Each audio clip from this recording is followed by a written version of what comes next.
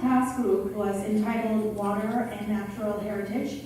And the reason for that was because there's a significant connection, an interaction and interplay between those two things. One supports the other, water and the natural environment.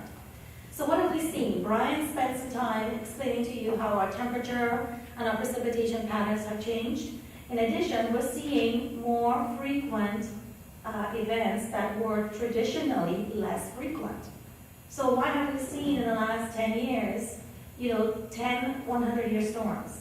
More than that in terms of 50-year storms. Temperatures, you're saying, but what are you talking about? We're warming. We just had the coldest winter ever on record. Well, that's being balanced in the summertime by very extreme hot days. So it's about extremes. That's what we've seen. It's in the data, it's supported, it's fact. But what will we see? What will, as time goes by, how is Hamilton going to fare into the future? Well, we're going to see more extremes, and the more extremes are going to become more extremes. And the point is here not to get scared, but to get prepared and build resilience into our communities, understand what's coming at us, and be prepared. Our task force, therefore, focused on what we could do at home, at work, when we're on vacation, shopping, when we're at sporting events, all of these things in our natural daily lives, but we could influence and make a difference to our local community. We came up with 4 big picture ideas. The first being is to reduce our footprint for water and energy use. The second one is to look at the short-term actions associated with understanding the connection between water and the natural environment, human health, and being local, well-being for local areas.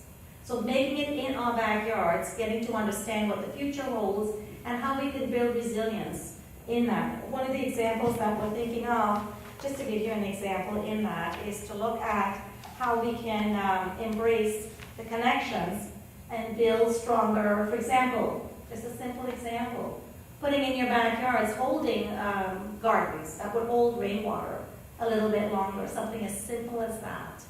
Making more drought-resistant plants available at the local landscape store.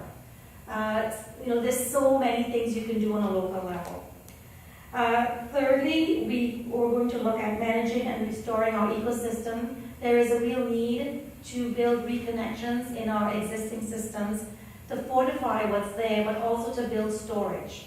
All that water that's going to come at us in a very short period of time, being able to store it so we can release it in times of drought. And finally, is to understand our water systems better and enhance our urban systems. We are quite urbanized in Hamilton, and we've got to be able to reconfigure that urban system to be resilient. More green space, ability to hold water back, innovative approaches, roof gardens, building biofilters around our streetscapes. All of that can influence our health, our water quality, and our well-being.